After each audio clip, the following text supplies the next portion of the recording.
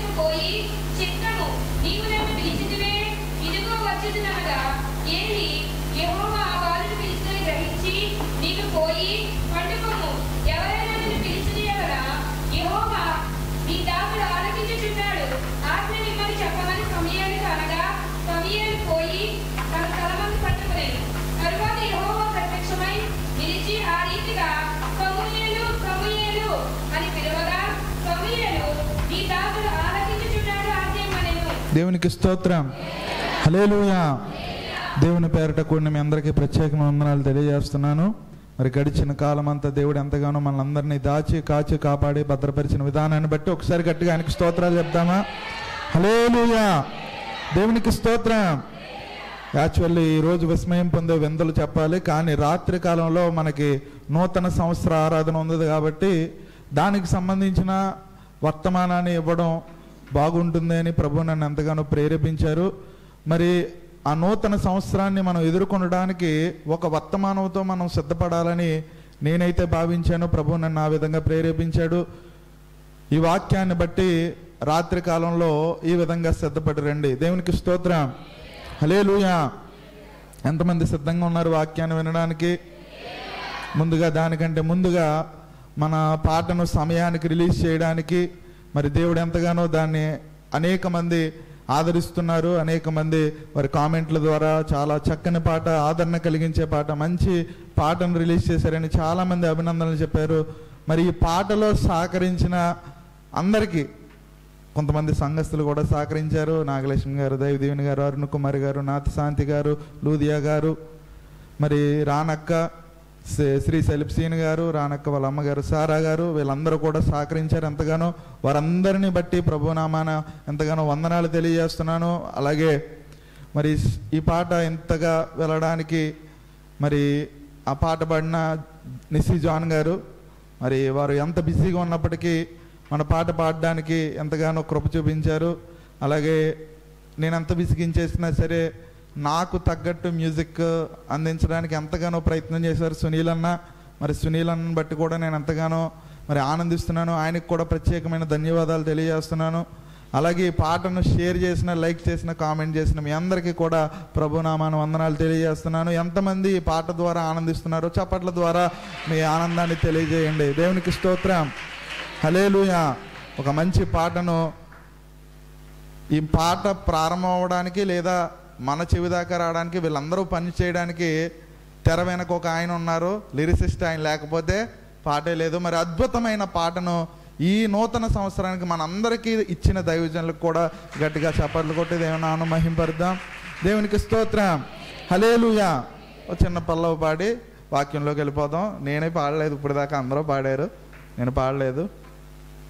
సమయమంతయు సంవత్సరమంతయు నన్ను కాచిన, నన్ను దాచిన దేవా వందనం. సమయమంతయు సంవత్సరమంతయు నన్ను కాచిన నన్ను దాచిన దేవా వందనం. నన్ను కాచినావు, నన్ను దాచినావు, నన్ను కాచినావు, నన్ను దాచినావు దేవా వందనం. రాజా వందనం. సమయమంతయు సంవత్సరమంతయు నన్ను కాచిన నన్ను దాచిన దేవా వందనం. దేవునికి స్తోత్రం. హల్లెలూయా.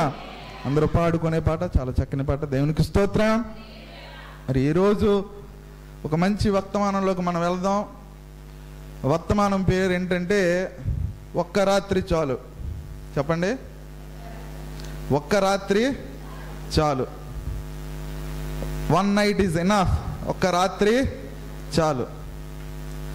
ఈరోజు జరిగే ఆ ఒక్క రాత్రి చాలు. దేవునికి స్తోత్రం. ఏం జరుగుతుందయ్యా ఒక్క రాత్రిలో? ఏది పడితే చెప్పేస్తున్నాం. ఒక రాత్రిలో జరిగిపోయిందట. మీ అందరికీ సుపరిచితమే ఇండస్ట్రీస్, లేదా మనకి ఇండస్ట్రీస్లో పనిచేసే వాళ్ళకి చాలామంది తెలుస్తుంది ఏంటంటే వాళ్ళకి 3 షిఫ్ట్లు ఉంటాయి. ఇండస్ట్రీ ఎప్పుడు ఏమనుకుంటుందంటే 24 గంటలు ప్రోడక్ట్ మ్యానుఫ్యాక్చర్ అవ్వాలని అనుకుంటుంది. అంటే 24 గంటలు ఏం చేయాలంటే ప్రోడక్ట్ తయారవ్వాలి, ఏమాత్రం అంతరాయం కలగకూడదు. అందుకని వారు ఏం చేస్తారంటే షిఫ్టుల వారీగా డ్యూటీని వేస్తారు.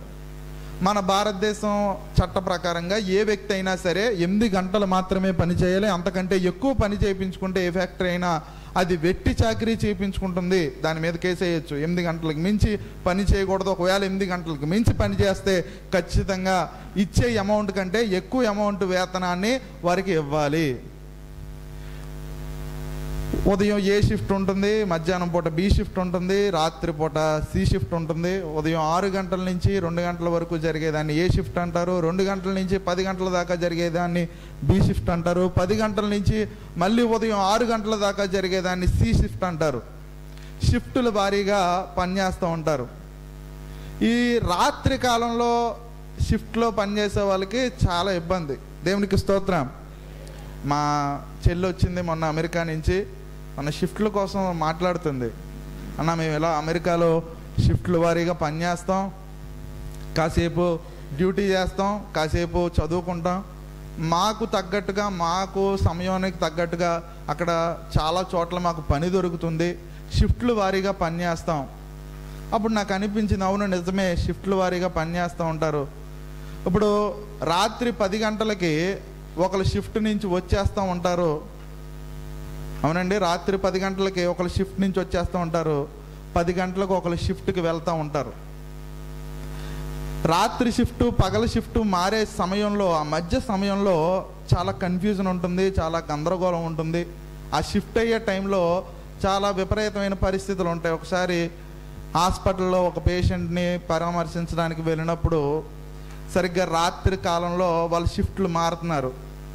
10 అయిపోయింది, 10కి వెళ్ళిపోవాల్సిన ఆవిడ వెళ్ళిపోతుంది, రావాల్సిన ఆవిడ వస్తూ ఉంది. ఆ సమయంలో పేషెంట్కి ఏమైందంటే ఎమర్జెన్సీ అయ్యింది. ఎమర్జెన్సీ అయినప్పుడు బయటకు రాగానే, ఏది నర్సేదమ్మా ఎమర్జెన్సీ సిచ్యువేషన్లో ఉంది, ఏంటి పరిస్థితి అంటే, ఆవిడ షిఫ్ట్ అయిపోయిందండి వెళ్ళిపోతుంది. మరి ఇంకో నర్సు షిఫ్ట్కి రావాల్సిన అమ్మాయి ఏది ఉంది, ఆమె దారిలో ఉంది. ఒక షిఫ్ట్ జరిగేటప్పుడు లేదా ఒక మార్పు జరిగేటప్పుడు మధ్యలో ఒక కయోస్ ఉంటుంది, ఒక కన్ఫ్యూజన్ ఉంటుంది, చాలా విపరీతమైన పరిస్థితులు ఉంటాయి. మనం కూడా ఎక్కడ ఉన్నామంటే షిఫ్ట్ అయ్యే రోజులో ఉన్నాం. దేవునికి స్తోత్రం. ఒక పాత సంవత్సరం వెళ్ళిపోతుంది, ఒక కొత్త సంవత్సరం వస్తూ ఉంది. అంటే ఒక షిఫ్ట్ వెళ్ళిపోతుంది, ఒక షిఫ్ట్ ఏమొస్తుంది వస్తుంది. మధ్యలో ఈ రోజున మనం తీసుకునే నిర్ణయాలను బట్టే మన భవిష్యత్తు, మన రాబోయే నూతన సంవత్సరం ఆధారపడి ఉన్నది. దేవునికి స్తోత్రం. హల్లెలూయా. మరి రాత్రికాల సమయంలో దేవుడు ఎన్నో అద్భుతాలు చేసే దేవుడు. ఒక రాత్రి చాలు అనే మాట నేను ఎందుకు అన్నానంటే, దేవుడు నీటిపైన నడిచింది రాత్రి, దేవుడు పుట్టిందే రాత్రి. మన యేసుక్రీస్తు ప్రభు ఎప్పుడు పుట్టాడు అంటే రాత్రి సమయంలో పుట్టాడు. అందుకే కదా తార ఆ జ్ఞానులకి ఏం చూపించింది? దారి చూపించింది. రాత్రి సమయంలో ఆయన అనేకమైన అద్భుతాలు చేశాడు. ఇన్ఫ్యాక్ట్ గుడ్డివారిని స్వస్థపరిచింది కూడా రాత్రే. ఏమయ్యా దావీదు కుమారుడా, దావీదు కుమారుడా అని అరిచినప్పుడు వాళ్ళందరూ పట్టపగలు కదా వెళ్తున్నారు, ఏం మాట్లాడుతున్నావు నువ్వు? అవును నిజమే, శిష్యులందరికీ అది పట్టపగలే కావచ్చు, కానీ ఆ గుడ్డివాడికి మాత్రం అదేంటి? రాత్రి చీకటే కదా. రాత్రి అంటే ఏంటి? చీకటి. చాలామంది జీవితాలలో ఎదుటివారికి పగల కింద ఉంటుంది, మనకు మాత్రమే తెలుసు ఆ రాత్రి ఎలాంటిదో. ఆ రాత్రి నుంచి తొలగించే దేవుడే నేను ఆరాధిస్తున్న దేవుడు. దేవునికి స్తోత్రం, హల్లెలూయా. ఆయన రాత్రి అద్భుతాలు చేసే దేవుడు. ఆది కాండంలోకి వెళ్ళిపోతే ఆదిలో దేవుడు సృష్టిని చేసే ముందు వెలుగు కలుగును గాక అని పలకక ముందు ఏమున్నది అంటే చీకటిలో ఆయన ఏం చేశాడు? సృష్టిని చేశాడు. ఆదాముని చీకటిలో సృష్టించాడు. అవ్వమ్మను కూడా గాఢ నిద్రను కలుగు చేసి, అంటే రాత్రి సమయంలో గాఢంగా నిద్రను కలుగు చేసి అవ్వను దేవుడు సృష్టించాడు. అబ్రహాముతో నిబంధన చేసుకునే సమయంలో మండుచున్న పొయ్యి వలె ఆ కళేబరాల మధ్య నడుచుకుంటూ వెళ్ళాడు. ఎప్పుడు వెళ్ళాడంటే రాత్రి సమయంలో వెళ్ళాడు. యాకోబు ఎంతగానో భయపడిపోయి ఒక అరణ్య ప్రాంతంలో తన అన్నకు భయపడి పారిపోతున్న సమయంలో, ఒక రాయిని తలగడగా నిలబెట్టుకున్న సమయంలో రాత్రి సమయంలో అతన్ని దర్శించాడు. ఎబ్బోకు రేవులో ఒక రాత్రంతా అతడు ఒక్కడే ఉండిపోయినప్పుడు అతన్ని కూడా దర్శించింది రాత్రే. నా దేవుడు ఈరోజు రాత్రిని నీకు ఆశీర్వాదకరమైన రాత్రిగా మార్చబోతున్నాడు. దేవుడికి స్తోత్రం. ఆయన ఒక్క రాత్రి చాలు ఒక వ్యక్తి జీవితాన్ని సంపూర్ణంగా మార్చేయగలడు. కానీ మధ్యలో చాలా అంతరాయాలు ఉన్నాయి. మధ్యలో సిద్ధపడాల్సిన సంఘటనలు ఎన్నో ఉన్నాయి. ఆ సంఘటనలన్నీ మనకు ప్రత్యక్షమయ్యే ఒక మహా గొప్ప గ్రంథం ఉంది, సమూయేలు 3వ అధ్యాయంలో. ఆ రైటింగ్ అంతా మీరు గమనిస్తే చాలా అద్భుతంగా ప్రతిదీ చాలా ఇముడింపుగా దేవుడు రాసి పెట్టాడు. ఎంతో అద్భుతమైన ఫ్రేజ్ ఇది. చదువుతున్నప్పుడు నాకే చాలా ఆశ్చర్యంగా అనిపించింది. దేవునికి స్తోత్రం. సమూయేలు కోసం తెలుసుకోే ముందు మనం ఎవరి కోసం తెలుసుకోవాలంటే హన్నా కోసం తెలుసుకోవాలి. సమూయేలు హన్నా లేకపోతే సమూయేలు లేడు. హన్నా గొడ్రాలు ఎంతగానో ప్రార్థించింది, సమూయేలును పొందుకుంది. పొందుకోవడం కూడా ఎలా పొందుకుందంటే తిరిగిచ్చేస్తాను అనే భరోసాతో సమూయేలును పొందుకుంది. నాకు చాలా ఆశ్చర్యంగా అనిపిస్తుంది. ఎందుకంటే చాలామంది మగవాళ్ళు చేసే కార్యాన్ని ఎంతగానో అభినందిస్తారో ఆడవాళ్ళు చేసే త్యాగాలను ఏమాత్రం గుర్తించరు. అబ్రహాము తన ఒక్కగానొక్క కుమారుణ్ణి కొండ మీద బలివ్వడానికి తీసుకొని వెళ్ళినప్పుడు ఆ సంఘటన గురించి చాలామంది చాలా విధాలుగా వివరించారు. అబ్రహాముని ఎంతగానో కొనియాడారు. విశ్వాసులకు తండ్రిగా అతన్ని మార్చేశారు. కానీ హన్నా చేసిన త్యాగం అబ్రహాము చేసిన త్యాగానికి ఏమాత్రం తీసిపోదు. ఎంత త్యాగం అంటే తను పాలు విడిచే వరకు, తన పనులు అతడు చేసుకునే వరకు అతనితో ఆమెకి ఏముంటుంది? ఒక అద్భుతమైన బంధం ఉంటుంది. ఆ బంధం పెంచుకున్న తర్వాత, ఆప్యాయత పెంచుకున్న తర్వాత, అనురాగాన్ని పెంచుకున్న తర్వాత, ఆ తల్లి కొడుకులకు మధ్య అద్భుతమైన వాత్సల్యం, ప్రేమ, అనురాగం చిగురించిన తర్వాత ఆమె ఏం చేయాలంటే ఆమె కొడుకుని తీసుకువెళ్ళి మందిరంలో అప్పజెప్పి వచ్చేయాలి. వాడు ఏడుస్తున్నా, చాలాసార్లు స్కూల్కి తల్లులు దేబెడతా ఉంటారు. దేబెట్టేటప్పుడు అమ్మా అమ్మా నేను వెళ్ళనమ్మా, వెళ్ళను వెళ్ళను వెళ్ళను అని ఏడుస్తూ ఉంటాడు. కానీ అమ్మ భరోసా ఏంటంటే ఇప్పుడు వదిలేస్తే సాయంత్రానికి మళ్ళీ నా కొడుకు నా దగ్గరికి వచ్చేస్తాడు అనే భరోసాతో అమ్మ ఏం చేస్తుందంటే స్కూల్లో వదిలి వచ్చేస్తుంది. కానీ ఇక్కడ హన్నా పరిస్థితి అలాంటిది కాదే. ఒక్కసారి తన కొడుకును వదిలేస్తే మళ్ళీ తిరిగి సంవత్సరానికే ఆ బిడ్డను చూడగలుగుతుంది. తీసుకువెళ్తున్న అమ్మకి బాధే, తీసుకువెళ్ళబడుతున్న ఆ కొడుక్కి కూడా బాధే. అంత బాధను దిగమింగుకొని, అంత బాధను మనస్సులో దాచుకొని తన కొడుకుని దేవుని మందిరానికి తోడుకొని వెళ్ళి ఆ మందిరంలో ఆ సమూయేలును వదిలిపెట్టి వచ్చేసింది. సమూయేలు జీవితం ఎక్కడ ప్రారంభమైందంటే ఫలింపు లేని ఒక వ్యక్తి జీవితంతో సమూయేలు జీవితం ప్రారంభమైంది. దేవునికి స్తోత్రం. అన్న అంటే ఎవరో ఓ ఫలింపు లేనిది, ఏమాత్రం ఆదరణ లేనిది, ఒక బ్యారెన్, ఏమాత్రం ఫలింపు, ఆదరణ, ఆశీర్వాదం, దీవెన లేని ఒక తల్లి ఒడిలో పడ్డ సమూయేలు మళ్ళీ తిరిగి ఎక్కడ పడ్డాడు అంటే దేవుడు దర్శించలేని ఒక చోటులో, దేవుడు వదిలేసిన ఒక సన్నిధిలో, దేవుడు ఏమాత్రం దర్శనాలు ఇవ్వని సన్నిధిలో వెళ్ళి ఎవరు పడ్డాడట? ఇదే సమూయేలు వెళ్ళి అక్కడ పడ్డాడు. ఒకసారి మొదటి వచనాన్ని చదవండి. బాలుడైన సమూయేలు ఏలీ ఎదుట యెహోవాకు పరిచర్య చేసుండెను. ఆ దినములలో యెహోవా వాక్కు ప్రత్యక్ష మగుట అరుదు. ఆ సన్నిధిలో దేవుని ప్రత్యక్షత లేదు, ఆ సన్నిధిలో దేవుని దర్శనం లేదు, ఆ సన్నిధిలో దేవుని ఫలింపు లేదు, ఆ సన్నిధిలో దేవుని ఆశీర్వాదం లేదు. అయినప్పటికీ కూడా సమూయేలు ఏం చేస్తున్నాడంటే దేవుని ఎదుట, ఏలీ ఎదుట ఏం చేస్తున్నాడు? పరిచర్య చేస్తూ ఉన్నాడు. అంటే తన పరిస్థితులు ఏమాత్రం అతన్ని ఆపడం లేదు. లోపం ఎక్కడుందంటే తన కథలోనే ఉంది. చాలామంది అనుకుంటారు, పరిస్థితులను బట్టి చాలా భయపడిపోతూ ఉంటారు, కానీ మన కథలోనే ఏదో లోపం ఉంటుంది. తన కథే ప్రారంభమైనప్పుడు ఒక గొడ్రాలు తల్లి జీవితంతో ప్రారంభమైంది సమూయేలు కథ. మళ్ళీ తిరిగి ఎక్కడికి వచ్చాడంటే ఏమాత్రం ఫలింపు లేని ఒక సన్నిధిలోకి వచ్చేసాడు, ఏలీ దగ్గరికి వచ్చేసాడు. 2వ వచనాన్ని మీరు చదివి వినిపిస్తే, ఆ కాలమందు ఏలీ కన్నులు మంద దృష్టి కలవైనందున అతడు చూడలేక తన స్థలమందు పడుకొని ఉండెను. దేవునికి స్తోత్రం. ఏలీ ఏమాత్రం కదలలేకపోతున్నాడు, చూపు మందగించింది, సరిగ్గా చూడలేకపోతున్నాడు, గుర్తుపట్టలేకపోతున్నాడు. అయినప్పటికీ కూడా సమూయేలు నమ్మకంగా అతడి ఎదుట చాలా నమ్మకంగా పరిచర్య చేస్తూ వస్తున్నాడు. ఇంత నమ్మకంగా పరిచర్య చేస్తున్న ఈ సమూయేలు, ఎంత నమ్మకంగా పరిచర్య చేస్తున్న ఈ సమూయేలుకి ఎవరి దర్శనం కలిగిందంటే నా దేవాది దేవుని దర్శనం కలిగింది. దేవునికి స్తోత్రం, హల్లెలూయా. సమూయేలు తనకి, నాకు ఆశ్చర్యం అనిపించిన విషయం ఏంటంటే యెహోవాని ఎరుగక ఆ యెహోవా వాక్కుని ఏం చేయలేకపోయాడట? అతడు కనిపెట్టలేకపోయాడట. అతడికి దేవుణ్ణి ఎలా ఆరాధించాలో తెలుసు, దేవుని సేవ ఎలా చేయాలో తెలుసు, దేవుని వాక్యం అంటే ఏంటో తెలుసు, కానీ దేవుడు ఎవరో తెలియదు. ఇప్పుడు ఇక్కడ కూర్చున్న చాలామంది పరిస్థితి కూడా దేవుడు సేవ తెలుసు, దేవుడి యొక్క వాక్యం తెలుసు, కానీ దేవుణ్ణి దృష్టించలేని, గుర్తుపట్టలేని స్థితిలో ఇక్కడ కూర్చున్న చాలామంది ఉన్నారు.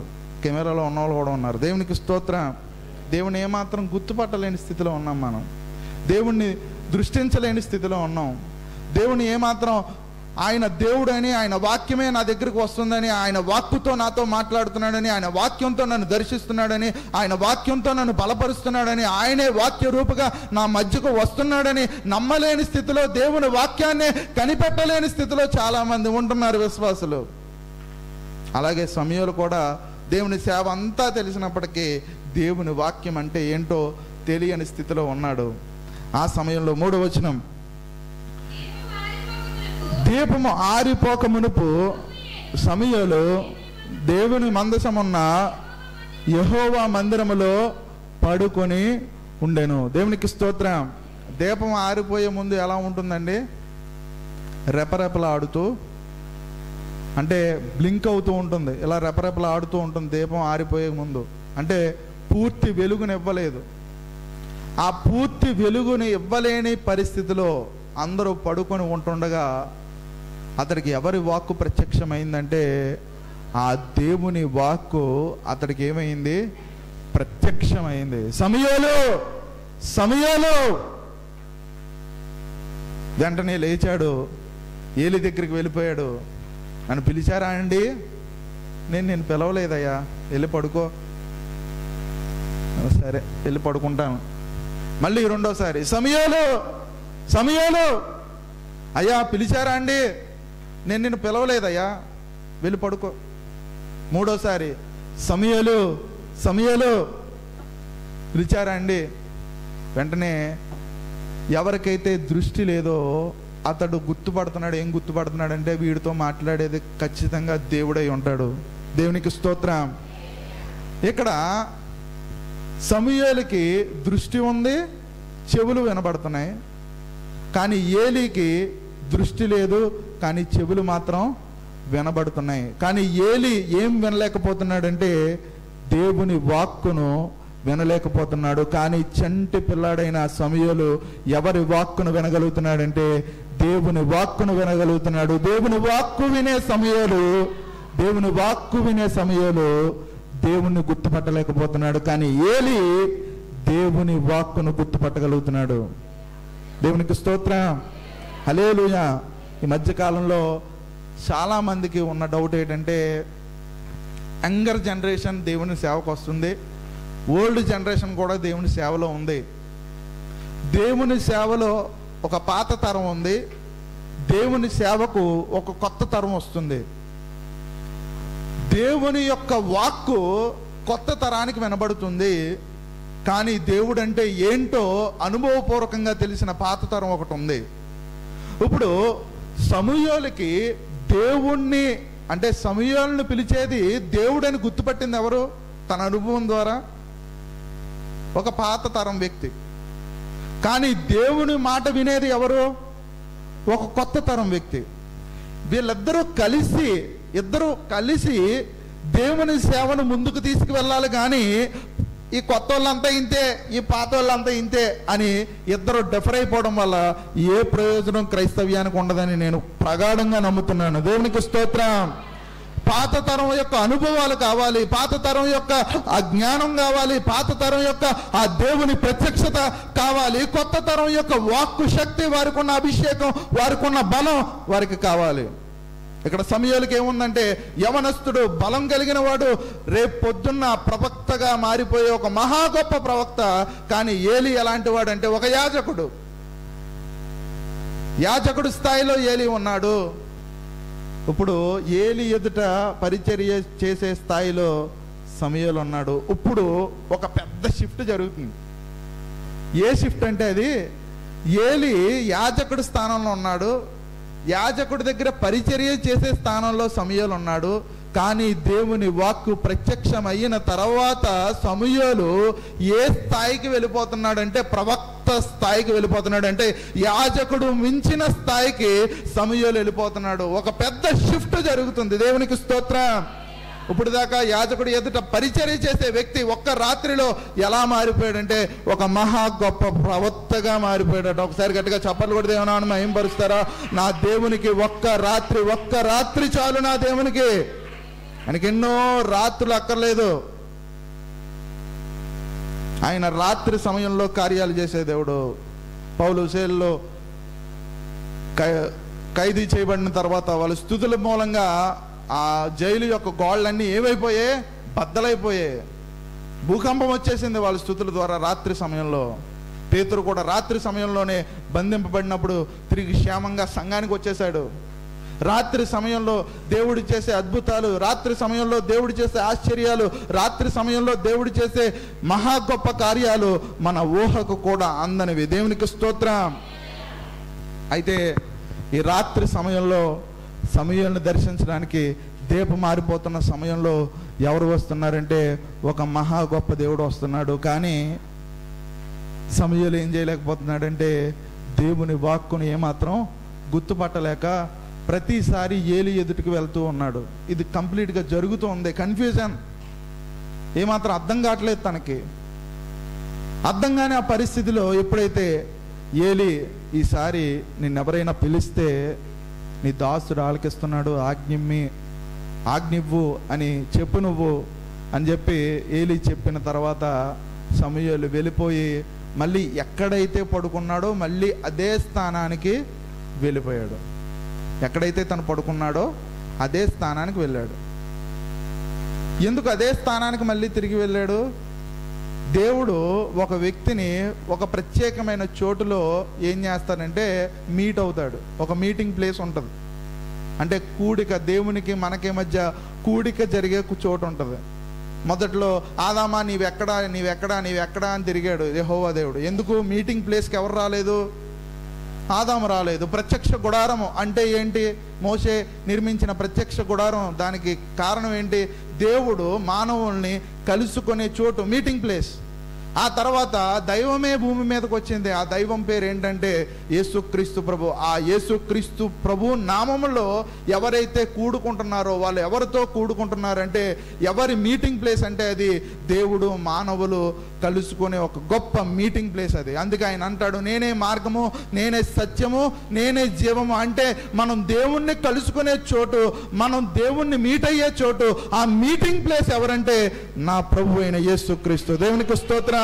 అందుకే మళ్ళీ అదే చోటుకి వెళ్ళి పడుకుంటున్నాడు సమూయేలు. అదే యథాస్థితికి వెళ్తున్నాడు. యథాస్థితికి వెళ్ళినప్పుడు ఈసారి ప్రభు వాక్కు అతడికి ప్రత్యక్షం అవుతుందో లేదో అనే సందేహంతో వెళ్ళి ఉంటాడేమో. ప్రభు వాక్కు అతడికి ప్రత్యక్షం అయిందో లేదో అనే సందేహంతోనే వెళ్ళి ఉంటాడు. 3 సార్లు నా చేతికి అందిన అద్భుతమైన అవకాశాన్ని ఏం చేశాను? కాళ్ళతో తన్నేశాను. దేవుడే ఎప్పుడూ దర్శించలేని తన మందిరానికి దర్శించడానికి వచ్చాడు. అసలు దేవుడు ఈ మందిరంలో కార్యాలు చేస్తాడా అనే డౌటే అందరికి వచ్చేసింది. అలాంటి సమయంలో దేవుడు రాత్రి సమయంలో దీపం ఆరిపోతున్న ఆ సమయంలో, అందరూ పడుకుంటున్న ఆ సమయంలో నన్ను ఎంతగో ప్రేమగా పిలిచాడు. కానీ నేనేం చేశాను?